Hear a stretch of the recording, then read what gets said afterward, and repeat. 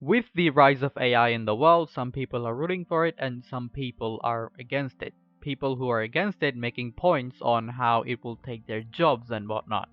And I really don't want to get into that discussion because to get into that discussion, you need to have a life. And being the WoW slash League of Legends player that I am, I happen to have no life.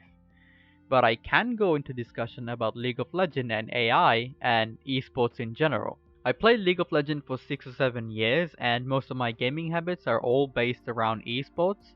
On top of that, I go to college and sleep in my CSE class all day long. So that automatically makes me the right person to talk about the AI, like literally the most advanced technology that we have right now. So, with that out of the way, let's talk about how an AI went from making my toast a little bit crisp to being challenger in League of Legends. To understand AI, we need to go back to the old days, not in 2010, which was, well, 12 years ago by the way. We need to go back to 1949. In that time, computers could only be told what to do and it would forget, and leasing a computer would take up to 200k a month. But that didn't stop nerds from getting together in a nerd fest in 1956 and show off how a computer can solve a problem like human.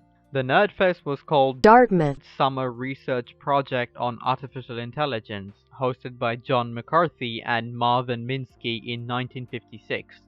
At the event, everyone was like, "Yep, yeah, it's definitely a good idea, and it's definitely possible." But we're gonna go over there now. I heard they were giving away free Transformers Lego, and John McCarthy wasn't very happy with the fest and the outcome of it. And there was also another mention of Christopher Starchy, who wrote an AI in 1951 that could play checkers by 1952. Coming back to almost 70 years later, we have powerful AI, but we also have more difficult tasks too. What I mean that by is, back in the day, we had simple tasks. We had to make cars that had air conditioner. We had automatic transmission. We had barcodes. We have McDonald's, and we had hula hoops. Our recent invention was mapping of life, underground exploration with drones, AR and VRs, self-driving cars, rocket in space, monkey.jpg, to name a few. With the AI, we have automated a lot of our life. The reason why I say this is because although some might not believe, but gaming in 2023 is hard. And I'm not talking about games like Elden Ring, because I'm pretty sure an AI can go through Elden Ring with no hassle at all. The AI will run into a problem, and in this case a boss, and it will go into its many different database and look for a solution and solve it. Different problem obviously needs different database. For games like Elden Ring and other single player games, the AI will look for the most efficient way to solve the game or like complete the game. But when it comes to multiplayer game, things get a little bit different. In multiplayer games, AI will go into pattern recognition and deep learning, including its many database. The AI will collect as much data as possible and look for pattern to solve the game, or in this case, win the game. In 1997, IBM's AI Deep Blue beat a Grandmasters in chess, and that was the first multiplayer revolution in multiplayer gaming.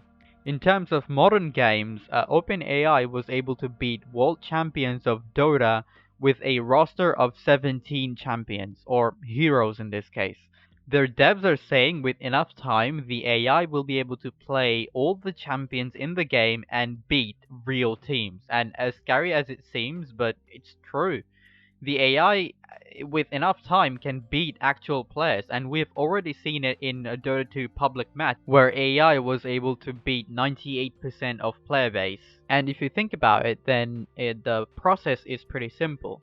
You see, we played a million games in our life, whether that be League of Legends, Dota, World of Warcraft, Overwatch, CSGO, Rainbow Six Siege, whatever you say. We've played millions of games, but do we know every outcome of that game? Like, we don't even know what happened on the last 5 games. But an AI is able to read and write every single scenario that has ever happened. So what happens is when an AI gets to learn something, it learns to the fullest. So it plays with itself a million times over. So it has seen every single possibilities. It has seen every single scenarios. The AI is like Doctor Strange in Infinity War. It has seen every single possibilities and it has adapted to every single possibilities. And the more data an AI is able to hold and the more data an AI is able to process in a short amount of time, the more powerful an AI is. More data, more scenario, more possibility, and more countermeasure. And that is what our future esports will look like. As far as I can see it, the future of esports is basically human versus AI, or AI versus AI to see who makes the most advanced AI possible.